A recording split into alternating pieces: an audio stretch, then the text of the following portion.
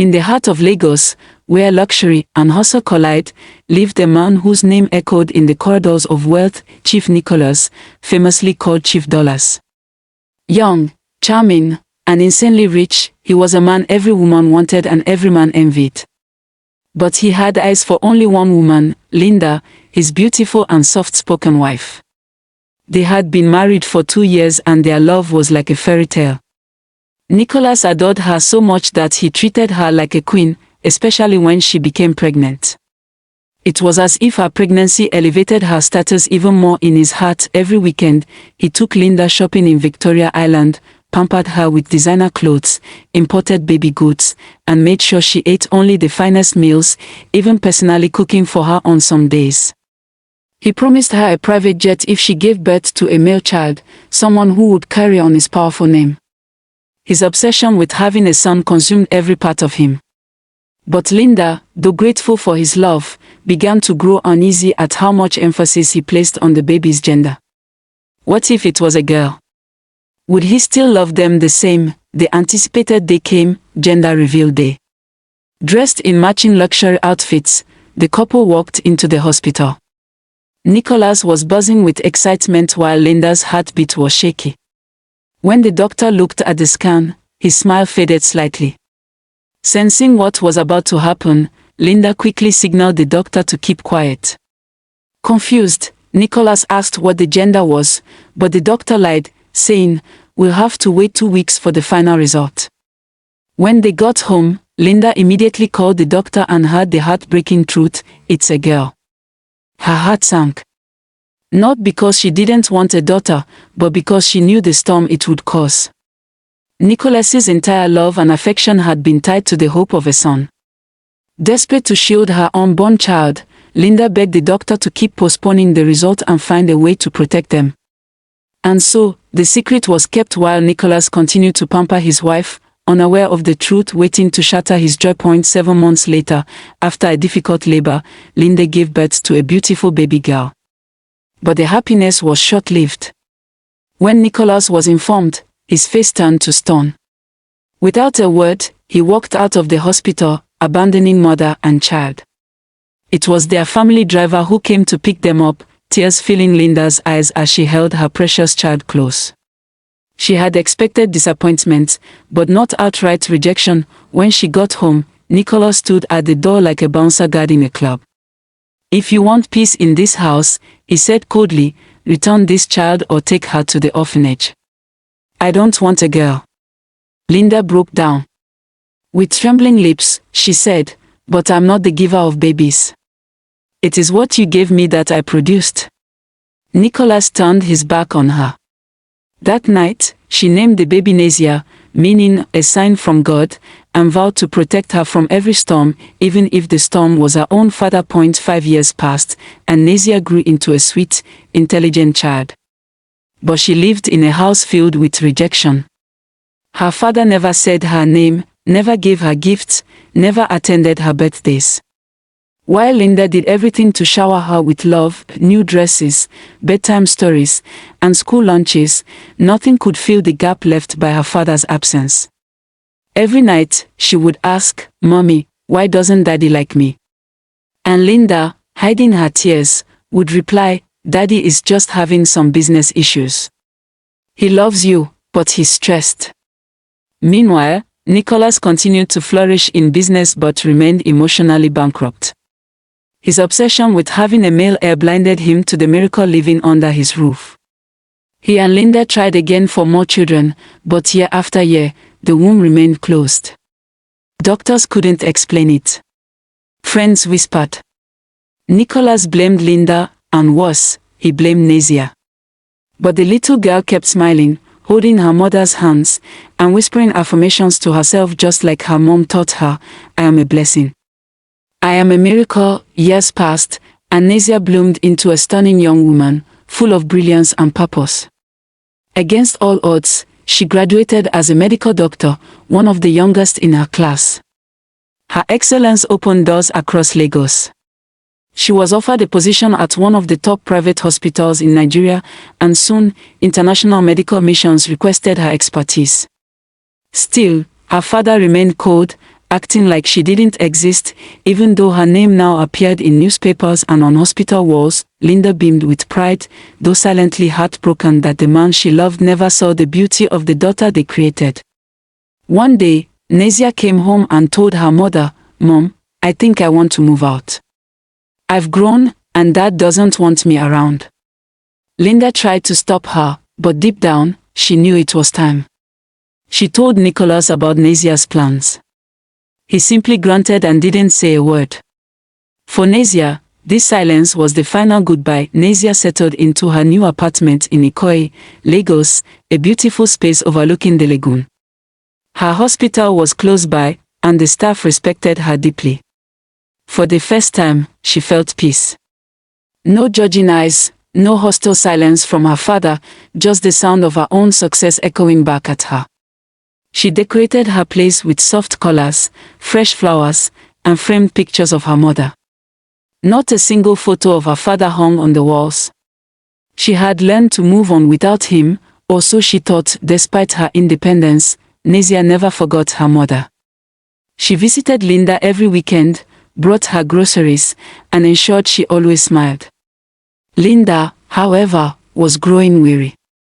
The years of stress had aged her beyond her years, and she often stared at Nicholas with silent pain. The house was colder than ever, with Nicholas barely talking to anyone. Even the staff avoided him. He was surrounded by wealth but haunted by an emptiness that couldn't be filled by money. And though he never said it, a tiny ache had started to form each time Nazia's name was mentioned in the news. It was a rainy Thursday afternoon when Nazia received a call from her mother. "Your father collapsed," Linda sobbed on the phone. "He's in the hospital." Nazia held the phone close to her ear but said nothing for a while. Her heart raced, but her mind was calm. "He'll be fine," she finally said. "Just stay with him." Linda begged her to come, but Nazia ended the call gently. She couldn't bring herself to rush to the side of a man who treated her like a curse all her life. Days passed. Nicholas remained unconscious. Linda called again and again. On the fifth call, she cried uncontrollably. "I'm scared, Nazia. He's not improving." That night, Nazia sat in her living room and prayed. Not for her father, but for strength. Finally, the next morning, she made a bold decision. "Transfer him to my hospital," she told her mother. "Let me treat him myself." It was a move that shocked the nurses, shook Linda to her core, and unknowingly prepared Nicholas for a spiritual awakening. When Nicholas was wheeled into Nazia's hospital, the staff whispered in surprise, "Isn't that Chief Dollars? That's Dr. Nazia's father." The irony didn't go unnoticed. The same man who had disowned his daughter now owed his life to her. Nazia wore her lab coat with dignity. She didn't flinch. She ordered tests, coordinated scans, and personally performed the critical surgery that stabilized her father's condition. For hours, she worked on the man who never hugged her, never said her name with pride, never believed in her. After the surgery, Nazia walked into the waiting room where her mother was kneeling in prayer. "He'll survive," she said softly. "But when he wakes up, I won't be here." Linda looked up, eyes full of tears. "Please don't leave," she whispered. But Nazia had made up her mind. She had fulfilled her duty as a doctor, but not as a daughter. That chapter, she thought, had long closed. She kissed her mom on the forehead, walked out of the hospital, and left her father to recover under the care of strangers. 3 days later, Nicholas opened his eyes. The first face he saw was a nurse holding his chart. "You're lucky, sir," she said. "If not for your daughter, you would have died." Nicholas blinked. "My what?" "Your daughter, Dr. Nazia. She performed the surgery." Nicholas froze. For the first time in his life, tears rolled down his cheeks, not from pain, but from shame. Memories flooded his mind, the day he told Linda to take the baby to an orphanage, the birthdays he ignored, the tears he never wiped from Nazia's cheeks. He asked to see her, begged Linda to call her. But Nazia didn't answer. Nicholas spent the next week in recovery, haunted by regret. Each time a nurse or doctor spoke highly of Nazia, it felt like a dagger in his heart. He asked Linda questions he had avoided for decades. What was her first word? Her best subject in school? Did she ever cry because of him? And Linda, with tears in her eyes, answered each one. You were so focused on having a son, you never saw the blessing God gave you. Nazia finally agreed to see him, but only once. She walked into the hospital room in a black suit, calm and confident. Nicholas tried to sit up, but the 4 tubes limited his movement. Nazia, he whispered. It was the first time he had ever called her name. She stood by the door, arms crossed. You called? She asked. Nicholas broke down. I've wronged you, he cried. I hated you for being born. I hated you for not being who I wanted. But you saved me. Nazia stood still for a long time before walking toward him. You hated me, she said, voice trembling, but I became the one God used to save your life. Not because you deserved it, but because my mother raised me right. Nicholas wept like a child. Forgive me, he whispered. She nodded slowly. I already did, the day I held the scalpel over your heart. And with that, she walked out. He was left alone, but with hope that the door to reconciliation had finally cracked open. Nicholas was discharged from the hospital and returned home, not as the cold, arrogant Chief Dollars the world once knew, but as a broken man seeking redemption. He walked into the mansion that once echoed with silence and now echoed with his guilt. Linda noticed the change immediately.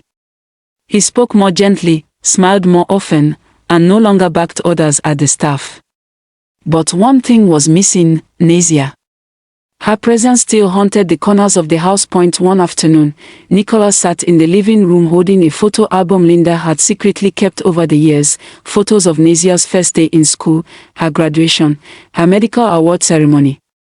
Each page tore through him like a knife. He called Linda and asked, did she ever draw pictures as a child? Linda went into a box and pulled out a crayon drawing. It was a stick figure family, mother, daughter, and a father standing far away with an angry face. Nicholas sobbed uncontrollably. The truth of his absence had been written in crayons all along. Determined to fix what was broken, Nicholas put on his best agbada and asked Linda for Nazia's address. He wanted to visit her, not as Chief Dollars, but as a father. When he arrived, Nazia was surprised. She opened the door cautiously. Daddy, she asked, unsure if it was a dream. Nicholas removed his cap, lowered his head, and said the words that were long overdue, I came to apologize again. Not for the surgery, but for every year I made you feel unloved. I was a coward hiding behind tradition. Nazia invited him in. He looked around her apartment and saw her success, her life, her independence, and most of all, her peace. You built all this without me, he said. She nodded. Mom was there. God was there. And my name reminded me, Nazia, a sign from God. They talked for hours. For the first time ever, she served her father food, and he ate in silence, grateful for grace. Before leaving, he said, I will never be able to repay you, but I'll spend the rest of my life trying. A month later, Chief Nicholas shocked the business world. At a major event hosted by Lagos State for Healthcare Innovation, he stood before CEOs, politicians, and press reporters to give a speech. But instead of talking about oil or contracts, he spoke about fatherhood. For over 2 decades, he said, I was blinded by ego. I rejected the greatest gift God ever gave me, my daughter. I, Chief Nicholas, failed as a father. The hall fell silent, then he introduced Nazia to the crowd. Today, I present to you my daughter, Dr. Nazia Nicholas, the woman who saved my life and taught me how to live again. The audience erupted in applause. Nazia walked onto the stage, holding back tears. She wasn't just being honored as a doctor, she was finally being embraced as a daughter. Her father, who once couldn't say her name, now held her hand for the world to see. It was a moment of healing, public and permanent, life slowly began to feel whole again. Nicholas didn't just love Linda more, he began to appreciate her strength. "You raised her well," he told her one night. They began to travel together again, sometimes with Nasia joining them. Their family dinners returned, this time with laughter, stories, and forgiveness at the table.